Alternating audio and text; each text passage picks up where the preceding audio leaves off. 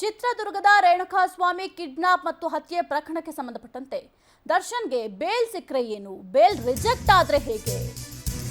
S, ಚಿತ್ರದುರ್ಗದ Renukaswamy kidnap ಮತ್ತು ಹತ್ಯೆ ಪ್ರಕರಣಕ್ಕೆ ಸಂಬಂಧಪಟ್ಟಂತೆ ದರ್ಶನ್ಗೆ ಬೇಲ್ ಸಿಕ್ಕರೆ ಏನು ಅಥವಾ ಬೇಲ್ ರಿಜೆಕ್ಟ್ ಆದ್ರೆ ಮುಂದಿನ ನಡೆ ಏನು, ಏನ್ ಮಾಡ್ತಾರೆ? ಬೇಲ್ ವಜಾಗೊಂಡ್ರೆ ಮತ್ತೆ ಕಿಲ್ಲಿಂಗ್ ಸ್ಟಾರ್ ದರ್ಶನ್ ಜೈಲಿಗೆ ಹೋಗ್ಬೇಕು, ಆಸ್ಪತ್ರೆಯಲ್ಲಿ ಚಿಕಿತ್ಸೆ ಪೂರ್ಣಗೊಳಿಸಿ ಮತ್ತೆ ಜೈಲಿಗೆ ರವಾನೆ ಆಗ್ಬೇಕಾಗತ್ತೆ. ಒಂದ್ ವೇಳೆ ಬೇಲ್ ಸಿಕ್ಕರೆ ಗುಣಮುಖರಾಗಿ ಆಸ್ಪತ್ರೆಯಿಂದ ರಿಲೀಸ್ ಆಗ್ತಾರೆ. ಬೇಲ್ ಸಿಕ್ಕರೆ ಫ್ರೀ ಬರ್ಡ್ ಆಗಲಿದ್ದಾರೆ ಕಿಲ್ಲಿಂಗ್ ಸ್ಟಾರ್ ದರ್ಶನ್.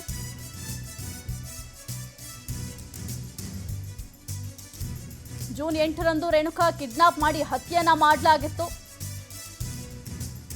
ದರ್ಶನ್ಗೆ ಬೇಲ್ ಸಿಕ್ಕರೆ ಏನ್ ಮಾಡಬಹುದು ಅಥವಾ ಬೇಲ್ ರಿಜೆಕ್ಟ್ ಆದ್ರೆ ಹೇಗೆ? ಬೇಲ್ ರಿಜೆಕ್ಟ್ ಆದ್ರೆ ಜೈಲಿಗೆ ಹೋಗ್ಲೇಬೇಕಾಗತ್ತೆ. ಅಕಸ್ಮಾತ್ ಒಂದು ವೇಳೆ ಏನಾದ್ರೂ ಬೇಲ್ ಸಿಕ್ಕರೆ ಫ್ರೀ ಬರ್ಡ್ ಆಗ್ತಾರೆ ನಟ ದರ್ಶನ್ ರವರು. ಆಸ್ಪತ್ರೆಯಲ್ಲಿ ಸದ್ಯಕ್ಕೆ ಚಿಕಿತ್ಸೆಯನ್ನ ಪಡಿತಾ ಇದ್ದಾರೆ. ಅದನ್ನ ಪೂರ್ಣಗೊಳಿಸ್ಕೊಂಡು ಅಕಸ್ಮಾತ್ ಏನಾದ್ರು ಬೇಲ್ ಸಿಕ್ಕರೆ ಮತ್ತೆ ಮನೆ ಸೇರ್ಕೋತಾರೆ, ಫ್ರೀ ಬರ್ಡ್ ಆಗಲಿದ್ದಾರೆ.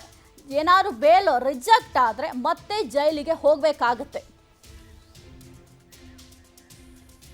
ಎಸ್ ಕುರಿತು ಹೆಚ್ಚಿನ ಮಾಹಿತಿ ನೀಡ್ತಾರೆ ನಮ್ಮ ಪ್ರತಿನಿಧಿ ವೆಂಕಟೇಶ್. ಬೇಲ್ ಭವಿಷ್ಯ, ನಟ ದರ್ಶನ್ ಬೇಲ್ ಭವಿಷ್ಯ ಏನಾಗ್ಲಿದೆ ವೆಂಕಟೇಶ್? ಸಾಹಿತ್ಯ, ಇವತ್ತು ನಟ ದರ್ಶನ್ ಅವರಿಗೆ ಒಂಥರ ನಿರ್ಣಾಯಕ ದಿನ ಅಂತಲೇ ಹೇಳ್ಬೋದು. ಯಾಕಂದರೆ ಎರಡೂ ಕಡೆ ಕೂಡ ವಾದ ಪ್ರತಿವಾದವನ್ನು ಆಲಿಸಿರುವಂತಹ ನ್ಯಾಯಾಧೀಶರು ಆದೇಶವನ್ನು ಕಾಯ್ದಿರಿಸಿದ್ದಾರೆ. ಸೊ ಮಧ್ಯಂತರ ಜಾಮೀನ ಅವಧಿ ಕೂಡ ಈಗ ಎಕ್ಸ್ಟೆಂಡ್ ಆಗಬಹುದು ಆಗಿರುವಂಥದ್ದು. ಯಾಕಂತ ಹೇಳಿದ್ರೆ 11ನೇ ತಾರೀಕು ಅದು ಮುಕ್ತಾಯ ಆಗಿತ್ತು. ಆದರೆ ಈ ರೆಗ್ಯುಲರ್ ಬೇಲ್ ಅರ್ಜಿಯ ವಿಚಾರಣೆ ಆಗ್ತಾ ಇರೋದ್ರಿಂದಾಗಿ ಸೊ ಈ ಒಂದು ಆದೇಶ ಬರುವವರೆಗೂ ಕೂಡ ಮಧ್ಯಂತರ ಅವಧಿ ಏನಿದೆ ಅದು ಕೂಡ ಅಲ್ಲಿವರೆಗೂ ವಿಸ್ತರಣೆ ಆಗುತ್ತೆ ಅಂತ ಹೇಳಿ, ಅಂದರೆ ಅದು ಕಂಟಿನ್ಯೂ ಆಗಿರುತ್ತೆ ಅಂತ ಹೇಳಿ. ಸೊ ಇವತ್ತು ಒಂದು ವೇಳೆ ಏನಾದರೂ ಅವರ ಬೇಲ್ ಅರ್ಜಿ ಏನಾದರೂ ತಿರಸ್ಕಾರ ಆಗಿದ್ದೇ ಆದರೆ ಅವರು ಮತ್ತೆ ಏನು ಈ ಒಂದು ವಿಸ್ತರಣೆ ಏನಿದೆ, ಮಧ್ಯಂತರ ಬೇಲ್ ಇದೆ, ಅದು ಕೂಡ ಕಂಪ್ಲೀಟ್ ಆಗುತ್ತೆ. ಹಾಗಾಗಿ ಅವರು ಕೆಳ ಹಂತದ ನ್ಯಾಯಾಲಯಕ್ಕೆ ಬಂದು ಶರಣಾಗತಿ ಆಗಬೇಕು. ಅಲ್ಲಿಂದ ಮೊದಲು ಬಳ್ಳಾರಿ ಜೈಲು ಎಲ್ಲಿದ್ರು ಅಲ್ಲಿಗೆ ಕೂಡ ಅವ್ರನ್ನ ಶಿಫ್ಟ್ ಮಾಡಲಾಗುತ್ತೆ. ಸೊ ಈಗ ಸದ್ಯಕ್ಕೆ ಈ ಒಂದು ಜಾಮೀನಿನ ಅರ್ಜಿ ವಿಚಾರಣೆ ಕೂಡ ಆಗಿದೆ. ಅದರ ಜೊತೆಗೆ ಒಂದು ಆಪರೇಷನ್ ಏನಾಗಬೇಕಂತ ಇತ್ತು ಅದನ್ನು ಕೂಡ ಇವತ್ತು ಮಾಡಬೇಕು, ನಿನ್ನೆ ಮಾಡಬೇಕು ಅಂತ ಕೂಡ ಹೇಳ್ತಿದ್ರು. ಆದರೆ ಇದುವರೆಗೂ ಕೂಡ ಆಪರೇಷನ್ ಆಗಲಿಲ್ಲ.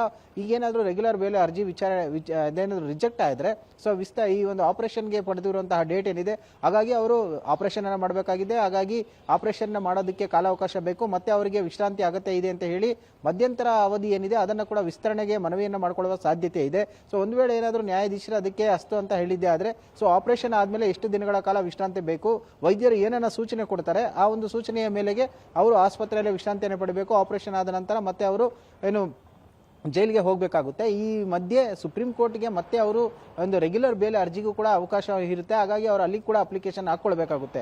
ಈ ಮಧ್ಯೆಯಲ್ಲೇ ಕೂಡ ಈಗ ಸದ್ಯಕ್ಕೆ ಅವರು ಸುಪ್ರೀಂ ಕೋರ್ಟ್ಗೂ ಕೂಡ ಈಗ ಈ ಒಂದು ಮಧ್ಯಂತರ ಬೇಲ್ ಏನಿದೆ ಅದನ್ನು ರಿಜೆಕ್ಟ್ ಮಾಡಬೇಕು ಅಂತ ಹೇಳಿ ಕೂಡ ಈಗಾಗಲೇ ಪೊಲೀಸರು ಕೂಡ ಒಂದು ಅರ್ಜಿಯನ್ನು ಹಾಕೊಂಡಿದ್ದಾರೆ. ಅದು ಕೂಡ ಈಗ ಏನು ಒಂದು ವಿಚಾರಣೆಗೆ ಬರುವಂತಹ ಸಾಧ್ಯತೆ ಇದೆ. ಒಟ್ಟಿನಲ್ಲಿ ನಟ ದರ್ಶನ್ ಸೇರಿದಂತೆ ಉಳಿದ ಆರೋಪಿಗಳ ಒಂದು ಭವಿಷ್ಯ ಕೂಡ ಇವತ್ತು ನಿರ್ಧಾರ ಆಗುತ್ತೆ.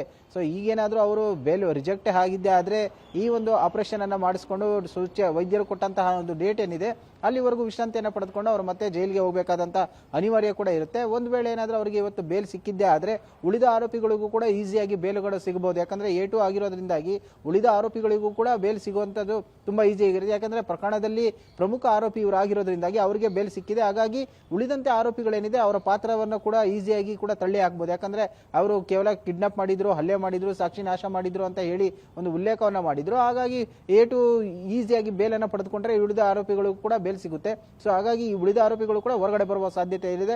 ಅಲ್ಲದೆ ಇನ್ನ ಒಳಗಡೆ ಜೈಲಿನಲ್ಲಿ ಇರುವಂತಹ ಆರೋಪಿಗಳು ಇದುವರೆಗೂ ಕೂಡ ಬೇಲ್ಗೆ ಏನು ಅಪ್ಲಿಕೇಶನ್ ಹಾಕಿಲ್ಲ, ಅವರು ಕೂಡ ಅಪ್ಲಿಕೇಶನ್ ಅನ್ನು ಹಾಕೊಂಡು ಸೊ ಅವರು ಕೂಡ ಹೊರಗಡೆ ಬರುವಂತಹ ಸಾಧ್ಯತೆ ಇರುತ್ತೆ. ಕಂಡೀಷನ್ ಬೇಲ್ ಮೇಲೆ ಕೂಡ ಹೊರಗಡೆ ಬರ್ತಾರೆ.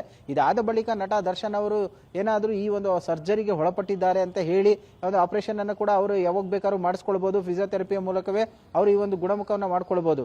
ಈ ರೆಗ್ಯುಲರ್ ಬೇಲ್ ಏನಾದರೂ ಸಿಕ್ಕಿದ್ದೆ ಆದ್ರೆ, ಇಲ್ಲ ಅಂತ ಹೇಳಿದ್ರೆ ಅವರು ಆಪರೇಷನ್ ಅನ್ನು ಮಾಡಿಸ್ಕೊಂಡು ಮತ್ತೆ ವೈದ್ಯರು ಸೂಚಿಸಿದ ನಂತರ ಅವರು ಮತ್ತೆ ಜೈಲಿಗೆ ಹೋಗಬೇಕಾದಂತ ಅನಿವಾರ್ಯತೆ ಕೂಡ ಇರುವಂತದ್ದು. ಸಾಹಿತ್ಯ.